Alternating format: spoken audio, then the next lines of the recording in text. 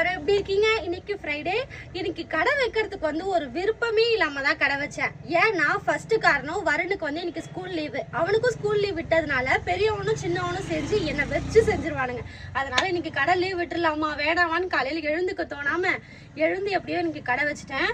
ஆனால் ஒரு 1:30 மணி வரைக்கும் சாப்பாடு அப்படியே இருக்கு. யாருமே வரல. முருகா என்ன நீ பார்க்க மாட்டியா அப்படின்னு மட்டும்தான் என்ன. அடுத்த ஒரு 1/2 hourக்குள்ள என்னுடைய சாப்பாடு மொத்தமா காலி. இந்த வீடியோ உண்மையாவே அதை சொல்லணுன்றதுக்காக மட்டுமே நான் போடுறேன். சாப்பாடு ஃபுல்லாவே இன்னைக்கு காலி ஆயிடுச்சு. அடுத்த ஒரு 10 நிமிஷத்துல ஃபர்ஸ்ட் ஒரு 5 பேர் வந்தாங்க. அதுக்கப்புறம் ஒரு 3 பேர் வந்து ஒரு 4 சாப்பாடு வேணும் அப்படின்னு கேட்டாங்க. அப்படியே பார்சல்லாம் போச்சு. ஒரு 1/4 மணி நேரத்துல மொத்தமே காலி ஆயிடுச்சு.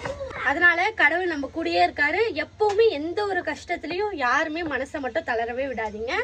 ஓகே மக்களே, வீடியோ பிடிச்சா லைக் பண்ணுங்க. நெக்ஸ்ட் வீடியோல வரேன். இன்னைக்கான நாள் உங்களுக்கு எப்படி போச்சுன்னு சொல்லுங்க. இன்னைக்கு பிறந்த நாள் திருமண நாள் காணும் அனைவருக்கும் என் இனிய மனமார்ந்த நல்வாழ்த்துக்கள்.